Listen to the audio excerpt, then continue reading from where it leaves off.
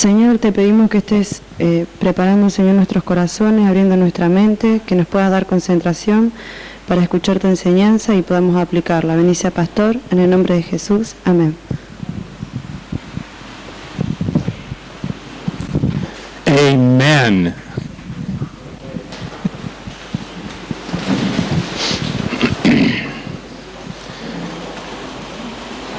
Romanos, pienso que saben que estamos en Romanos, ¿no?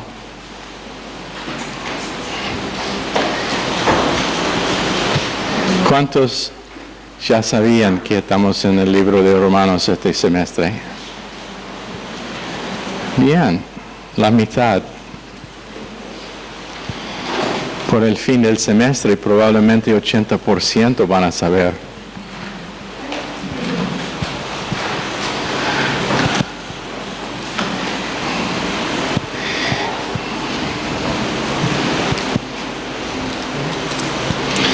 Ahora quiero que toman sus cuadernos y que los pasen todo a esta fila aquí donde Martín los va a recoger.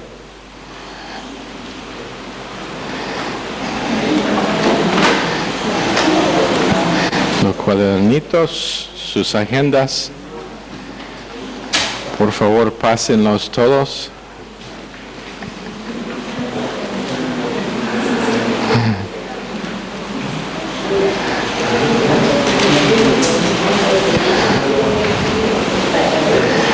Ahora si no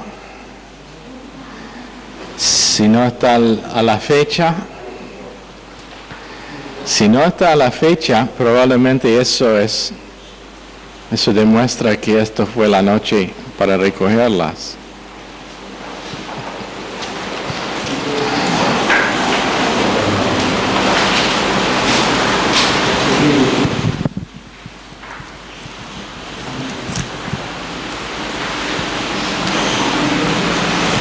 Jean Granbourg también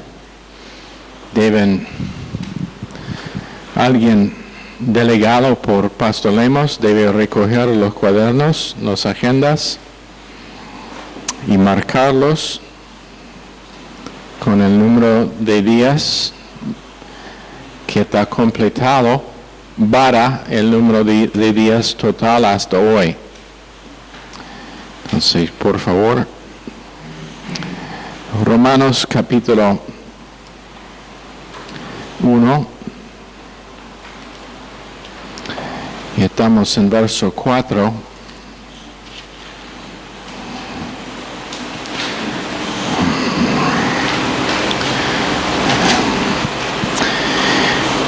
Este evangelio en verso 3 habla de su hijo que según la naturaleza humana era descendiente de David, pero que según el Espíritu de Santidad fue designado con poder Hijo de Dios por la resurrección.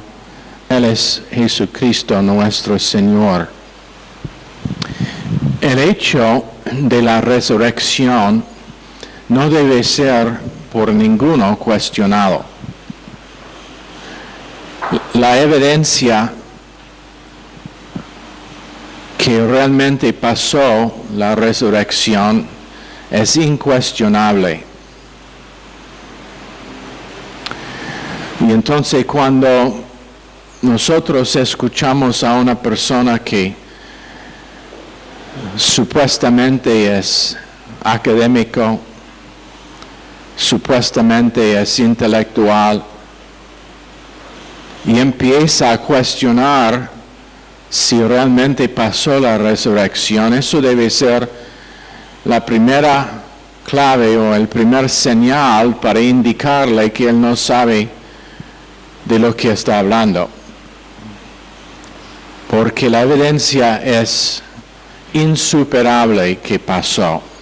Ambos de las escrituras mismas y también de fuentes de información afuera de la Biblia. Pero este es el problema. Si uno admita que realmente pasó la resurrección, en igual forma que la Biblia nos dice que pasó, ahora es responsable para contestar unas preguntas difíciles acerca del por qué Jesús fue resucitado, siendo que Él profetizó que iba a resucitarse, siendo que Él declaró que fue Dios encarnado. Ahora las preguntas no son fáciles de ignorar si la resurrección está aceptada como hecho. ¿Lo entienden? Pero el problema es lo siguiente: el hombre o la persona que en contra de su voluntad es convencida de la misma opinión es todavía. La persona que en contra de su voluntad es convencida es de la misma opinión, opinión es todavía. Es un rimo, medio rimo, mejor en inglés.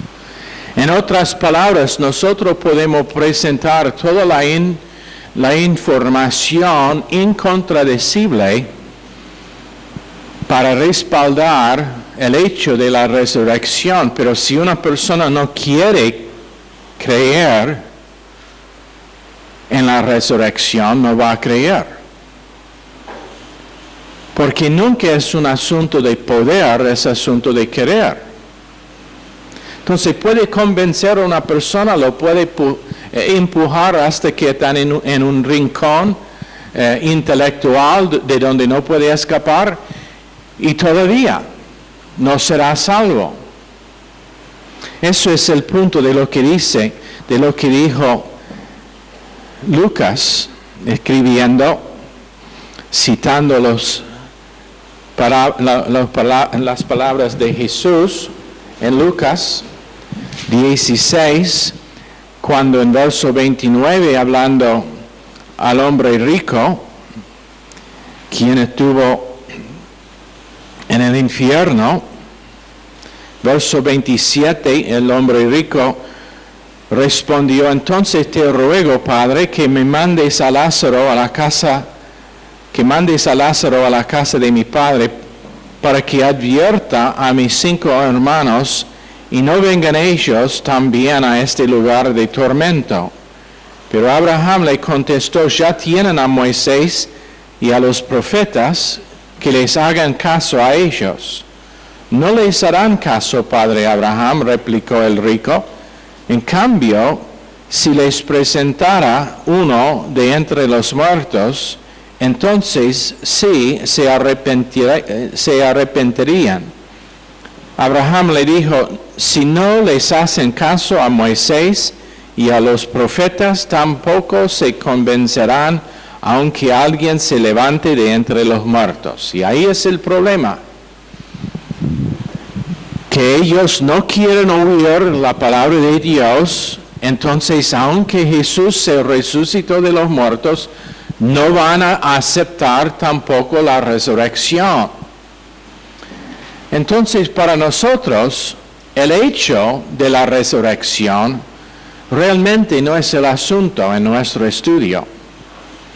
Porque si somos creyentes, ya hemos decidido.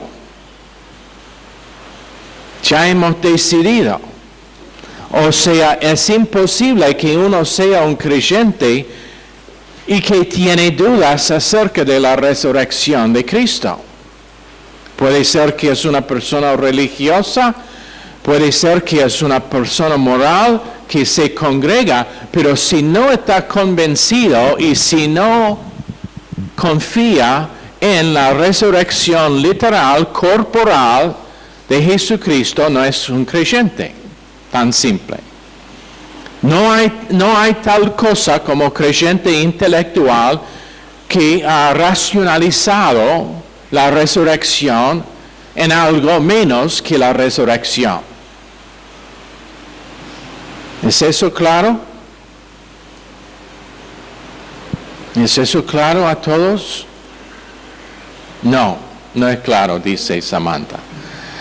Eso no me sorprende, conociendo a Samantha, que ella está confundida.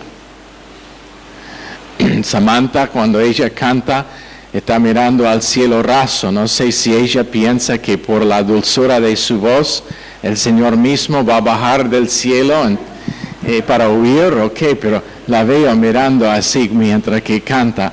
Y siempre estoy allá pensando, quiero mirar hacia lo que ella está mirando, pero número uno, si no está nada allá, no quiero aparecer loco. Y si hay algo allá, no sé qué voy a hacer. No quiero distraer a la otra gente tampoco, entonces intento a no mirar donde ella está mirando. Pero, ok, está confundida. Es tan simple como esto. Bueno, antes del fin de la clase va a entender, creo. Porque esto será el enfoque de la clase. La importancia de la resurrección al creyente. Pero quiero que piensen en esto como pruebas incontradecibles para que realmente pasó la resurrección. ¿Qué es el día de alabanza antes de la cruz? Sábado. Pero de golpe se cambia con un grupo de creyentes. ¿Cómo explicar eso?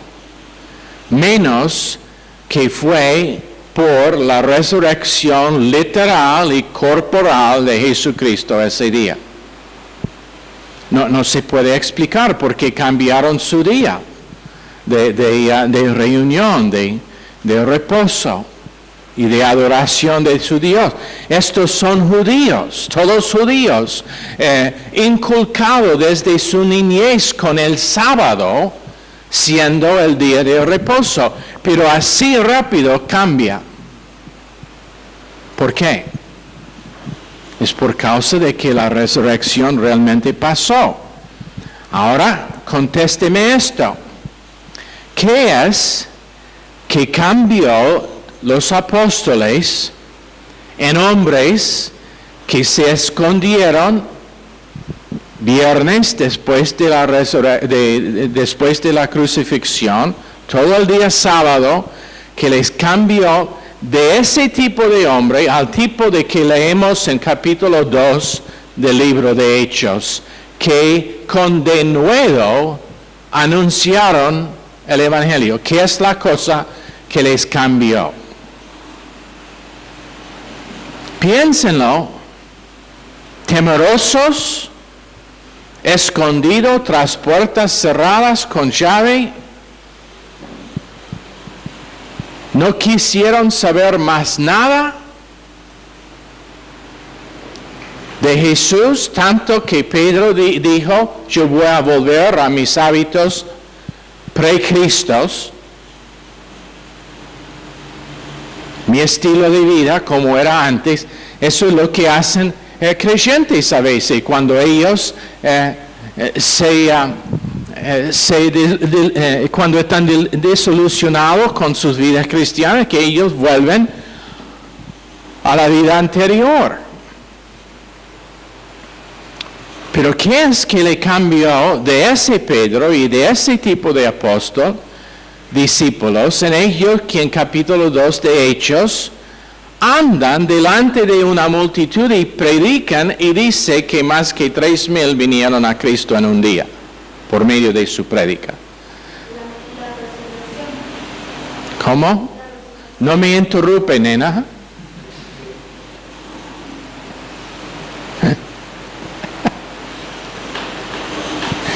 La resurrección. Tengo que pedir perdón, porque la verdad es que sí, yo hice la pregunta, entonces eso supone que quiero una respuesta.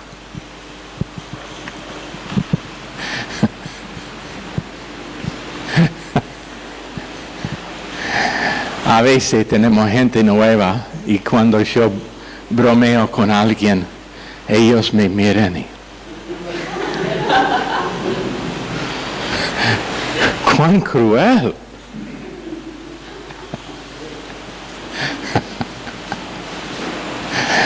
No lo toma personalmente, odio a toda la gente.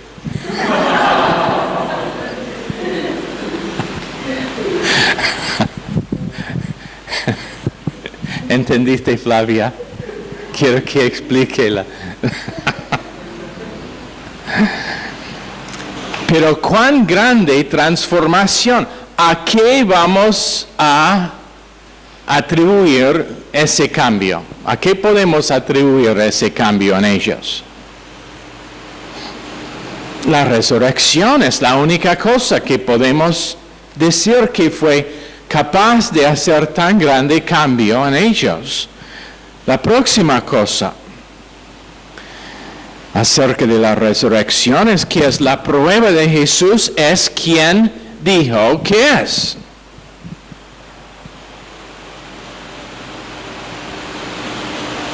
Él dijo, soy el Hijo de Dios. Y esto es el porqué gente quiere negar la resurrección, porque no quieren aceptar lógicamente si Él se resucitó después de decir que es el Hijo que es Dios mismo. Significa que tenemos que aceptar que Jesús es Dios mismo. Entonces es la prueba de su divinidad. También es la revelación de su gloria presente. Porque ¿a dónde fue después de la resurrección? Daniel. Ya. Se ascendió. ¿Para hacer qué cosa? Interceder a la diestra del Padre.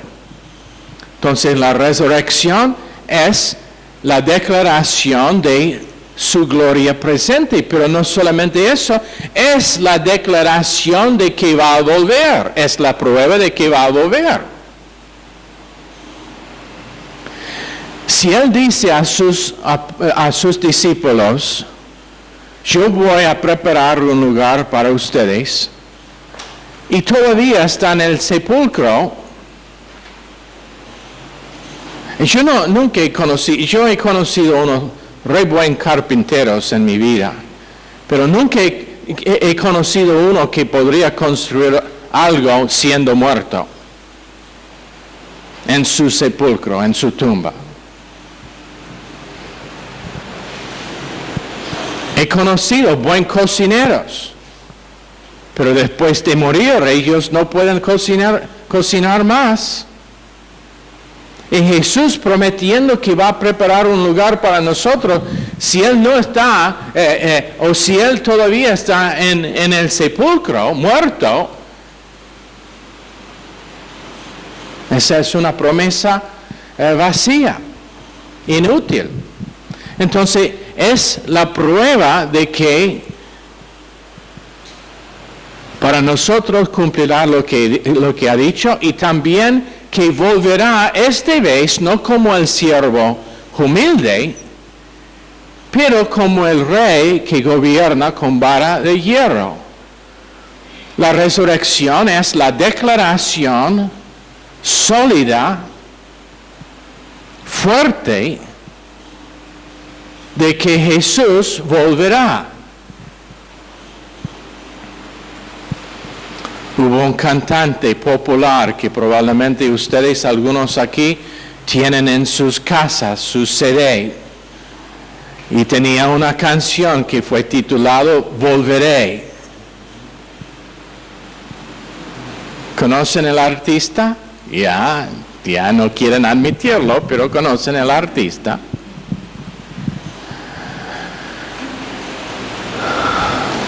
Pero Jesús dijo, volveré, y puede estar seguro que volverá.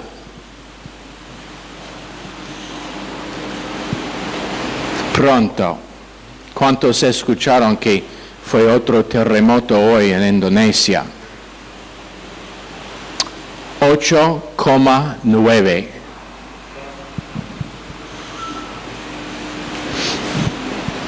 Hasta ahora dicen que no fueron muchos daños, pero el temor fue tanto que mi esposa dijo que varios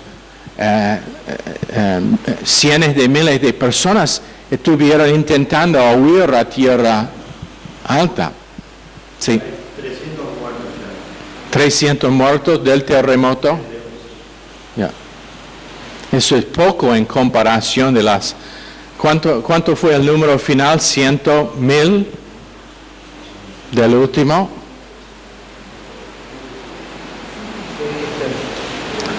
Y el segundo shock fue más que 6 de ese mismo. Estamos viviendo cerca del retorno de Cristo y no deja que nadie te dice otra cosa.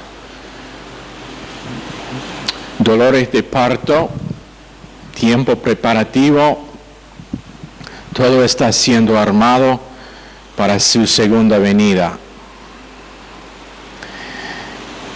Entonces es la garantía de que cuando vuelve estará con poder, no como la primera vez, humildemente, siervo, nacido en un pesebre, envuelto en la materia, la tela que fue usado para envolver cadáveres para su entierro. No sé si si ustedes saben eso o no, pero eso fue indicativo de la manera en que iba a morir, o que en el hecho de que él vino, fue nacido para morir, que fue como bebé, sus pañales fueron la tela usada para envolver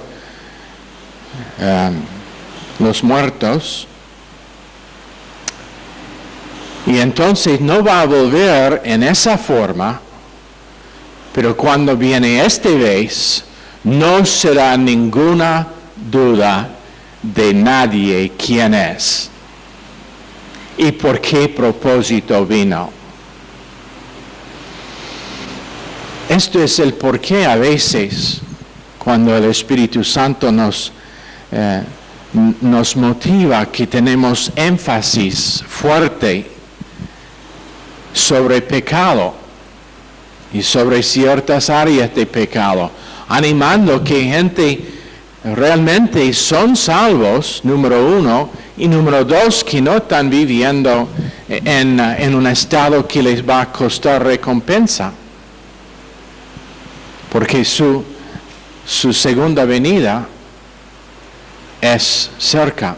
Ahora quiero que vean en 1 Corintios 15,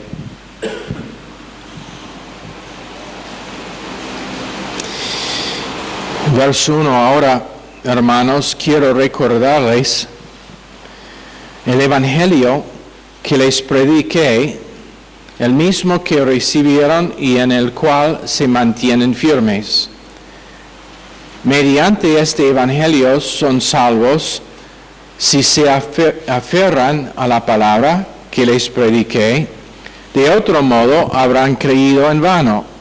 Porque ante todo les transmití a ustedes lo que yo mismo recibí, que Cristo murió por nuestros pecados según las Escrituras, que fue sepultado, que resucitó al tercer día según las Escrituras, y que se apareció a Cefas y luego a los 12, después se apareció a más de 500 hermanos a la vez, la mayoría de los cuales vive todavía, aunque algunos han muerto.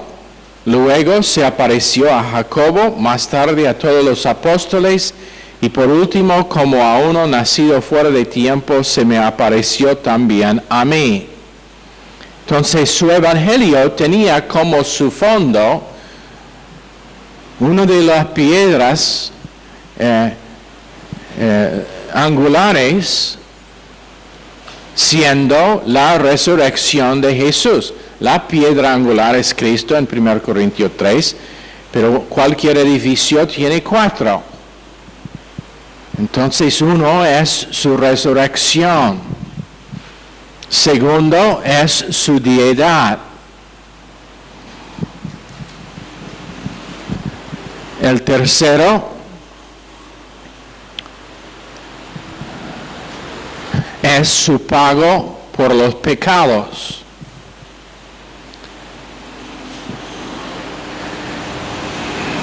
Y el cuarto es su segunda venida para cumplir lo que él empezó. Ahora, dice en verso 12, ahora bien, si se predica que Cristo ha sido levantado de entre los muertos, ¿cómo dicen algunos de ustedes que no hay resurrección? Entre los demás problemas que tuvieron en Corinto fue el problema de la doctrina falsa de que no tuvo una resurrección.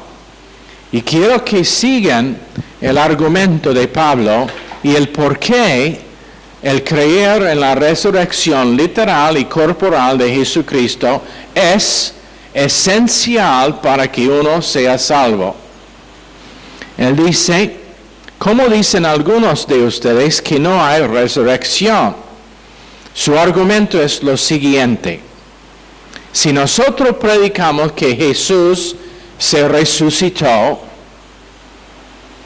no podemos decir que no hay una resurrección porque Jesús se resucitó.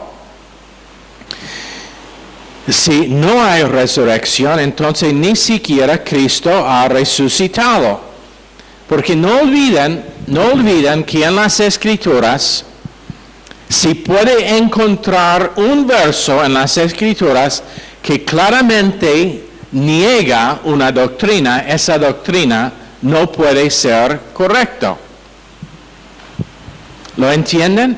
Entonces, si nuestra doctrina es no hay una resurrección, la Biblia enseña claramente que Jesús se resucitó. Entonces, ¿cómo vamos a decir que no hay una resurrección? Nuestra doctrina es falsa. Y si Cristo no ha resucitado, nuestra predicación no sirve para nada, como tampoco la fe de ustedes. ¿Por qué? Está diciendo si realmente no hay una resurrección, si lo que ellos, los maestros falsos, que están enseñando allá en Corinto, es la verdad, que no hay tal cosa como resurrección, entonces lo que nosotros estamos predicando es falso. Porque nosotros predicamos que Cristo se resucitó, pero si no hay resurrección, entonces nosotros estamos predicando erradamente. ¿Lo entienden? El argumento de Pablo es un maestro de debate.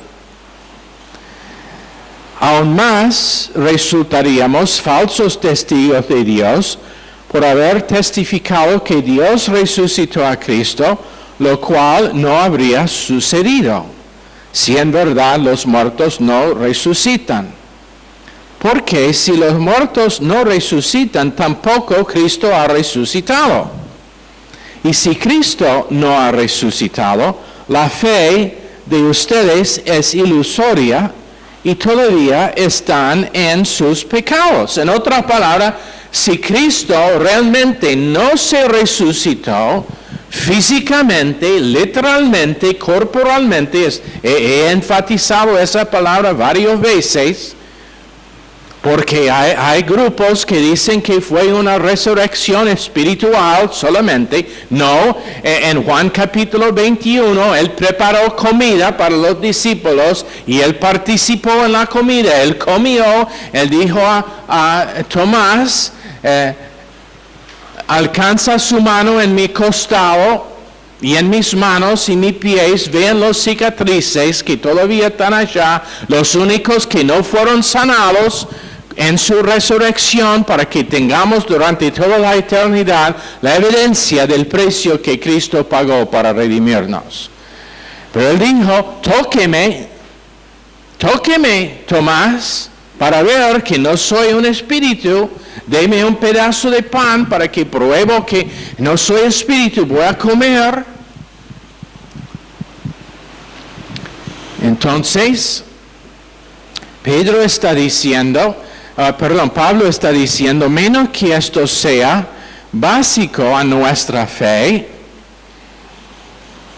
todavía estamos en nuestros pecados. ¿Por qué? Romanos 4:25. Entregado por causa de nuestros pecados, resucitado por causa de nuestra justificación. Pero ¿qué pasa? ¿Qué pasa? Yo digo, yo voy a intentar a solucionar un problema que Daniel tiene. Un problema que él tiene con Tato. Él debe una fortuna a Tato. Yo voy a intentar a solucionar. No me digas. Tengo que cuidarme. A veces Dios me da cosas en medio de un mensaje que ni yo sé que son reales, pero después la gente me dice, ¿cómo sabía, pastor? Pero digamos que él tiene una deuda y yo voy a intentar a solucionar la deuda. Voy y digo, ¿cuánto debe? Y él me dice, 125,000 pesos.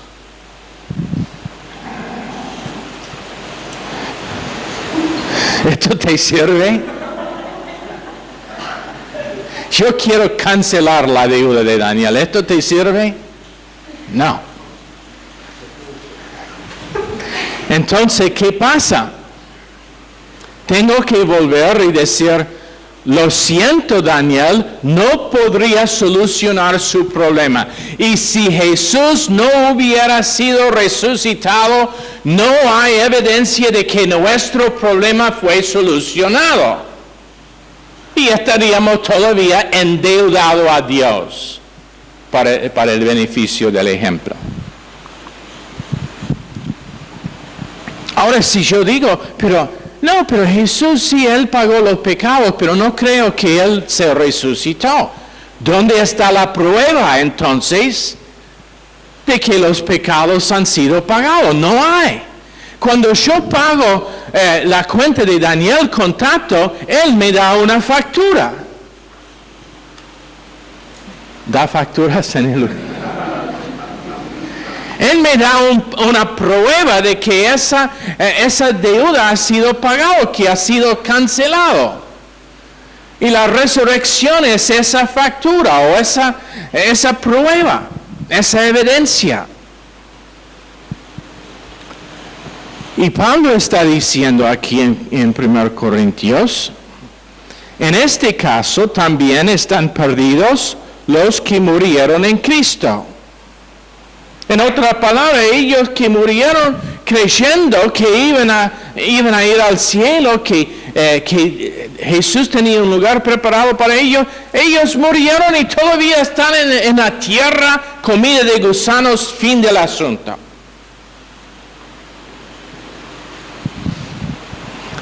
Vean cuán importante es esta doctrina. Cristo fuera solo, si la esperanza que tenemos en Cristo fuera solo para esta vida, seríamos los más desdichados de todos los mortales. Vean esos creyentes estúpidos. Tienen confianza en una persona muerta. Tienen sus reuniones y ¿qué es que están haciendo? Están adorando a una persona muerta.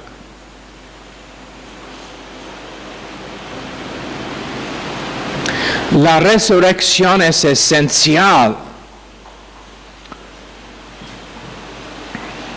Lo cierto en verso 20 es que Cristo ha sido levantado de entre los muertos como primicias de los que murieron. En otras palabras, el hecho de que Él se resucitó de los muertos es la evidencia de que nosotros también vamos a estar resucitados. Y no solamente nosotros, pero toda persona. 3 resurrecciones. Jesús, las primicias, después los muertos en Cristo, cuando Él viene en las nubes, El arrebatamiento, cuando los muertos en Cristo se resucitan, después los inconversos que se resucitan al fin del milenio para su juicio del trono blanco.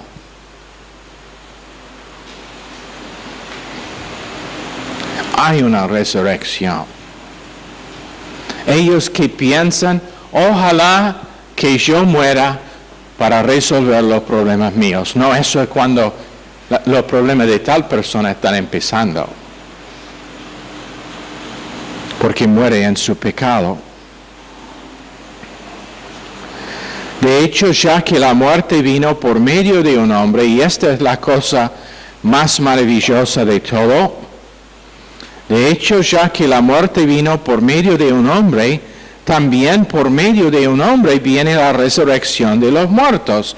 Pues así como en Adán todos mueran, también en Cristo todos volverán a vivir, pero cada uno en su debido orden. Cristo las primicias, después cuando Él venga los que le pertenecen, entonces vendrá el fin cuando Él entregue el reino a Dios el Padre, luego de destruir todo dominio, autoridad y poder, porque es necesario que Cristo reine hasta poner a todos sus enemigos debajo de sus pies. El último enemigo que será destruido es la muerte, pues Dios ha sometido todo a su dominio.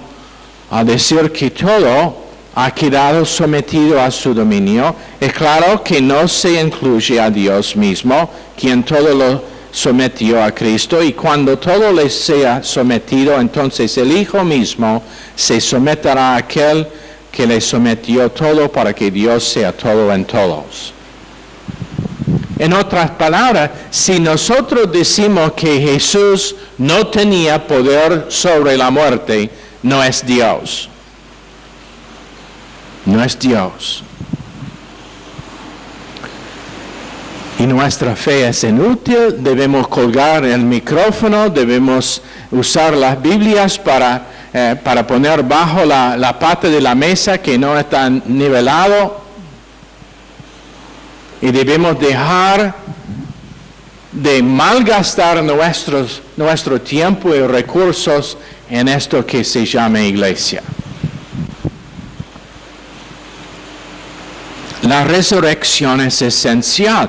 Repito, Samantha, la persona que no cree en la resurrección literal, corporal, físico de Jesucristo es una persona, no importa si se congrega, no importa si es moral, no importa si es religioso, no importa si predique, no importa si lea su Biblia, no importa si reza, no importa lo que hace, su fe es absolutamente falsa, no es salvo.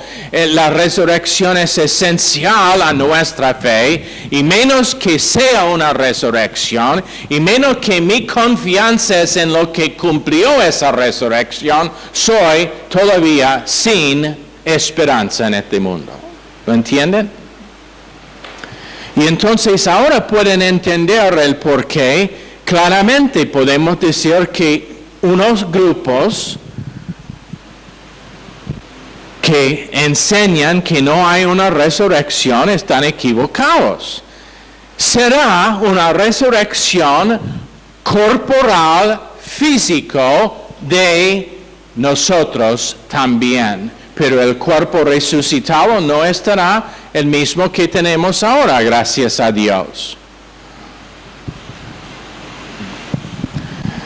Unos piensan que todos nosotros vamos a tener 33 años, porque eso fue la edad que tenía Jesús cuando fue crucificado y resucitado. Si eso es la verdad o no, no sé. Es un pensamiento interesante. Ojalá que yo tenga 33 años otra vez, sabiendo lo que sé ahora. Probablemente no hubiera venido a Argentina. Estoy bromeando. Hubiera venido más pronto, más rápido.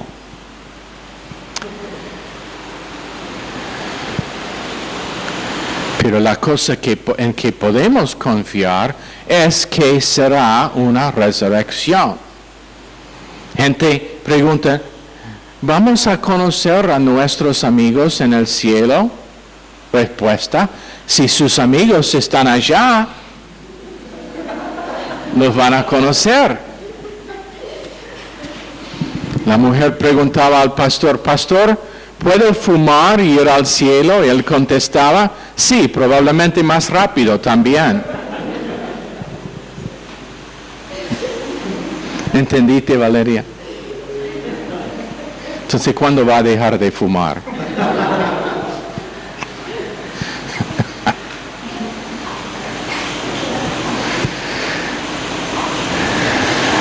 ¿Entiende ahora lo que dije? Yo pensaba que cuando tú dejaste de mirar al cielo iba a captar algo de la clase. Pero por esto podemos decir, una de las cosas principales con que podemos evaluar a un grupo es qué es su creencia acerca de la resurrección. Podemos decir que es un hermano en Cristo cuando hay diferencia de opinión sobre muchas cosas, por ejemplo, como lenguas, como el uso de alcohol. Una persona que dice que es creyente y toma vino con su comida, puede ser que todavía es un hermano en Cristo. Eso no significa que en este púlpito no voy a predicar que no es bíblico, pero si dice que no cree en la resurrección físico, corporal de Jesús, no es un hermano en Cristo, porque es inconverso. Podemos tener diferencia de opinión acerca del tiempo para el arrebatamiento. Yo pienso que es bien claro de las Escrituras que estará antes del empezar de la tribulación. Pero hay creyentes firmes, sólidos, que estudian las Escrituras también, que oran, que ganan almas, que aman a Jesucristo. Ellos piensan que el arrebatamiento pasará en medio de la tribulación, o al fin de la tribulación aún unos. Pienso que están equivocados, pero todavía no les voy a decir que no son hermanos. Pero cuando empiezan a decir que la resurrección es dudosa, absolutamente claro, inconverso. No es el Cristo de las Escrituras. No hay evidencia de su redención porque en su mente no tiene la factura cancelada. ¿Está bien? Ok. Entonces, por favor, esto probablemente en el examen de medio semestre será una de las cosas muy tocado. Estúdialo bien. Meditan en su importancia. Quiero que tengan bien concretado en la mente que esto simplemente no está abierto a cuestión. Y no creo que es con ninguno. Ok, nos quedan 2 o 3 minutos. ¿Hay preguntas?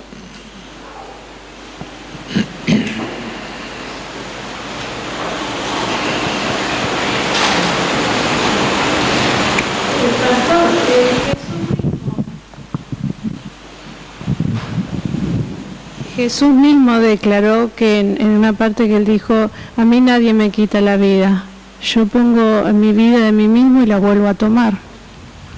Entonces, bueno, está el mismo. Sí, no, él enseñó durante la parte final de su ministerio terrenal a sus discípulos la necesidad de su muerte, pero también que iba a resucitar el tercer día. Porque espiritualmente fueron ciegos, ellos también fueron dominados por un deseo para un rey terrenal, igual que el resto de Israel. En el principio no lo vieron, no entendieron la necesidad de la resurrección. de la crucifixión y resurrección. Pero él los enseñó, fue enseñado en forma típica y en forma profética en el Antiguo Testamento. Salmos 22, por ejemplo.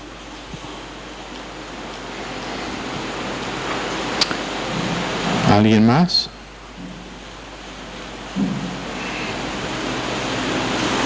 Martín. Esto debe ser bueno.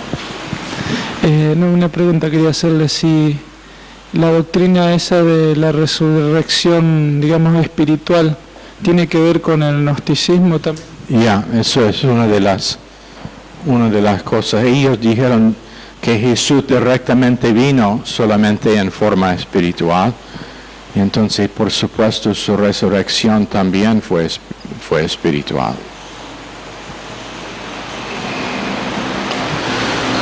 Okay.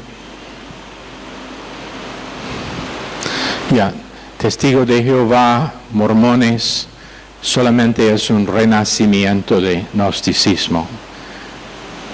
Con un gusto nuevo puede ser, pero todavía es podrido. Es un gusto podrido. ¿Ok? Señor, bendice esta clase, cada uno bendice también la clase que sigue, en el nombre precioso de Jesús. Amén. Están despedidos.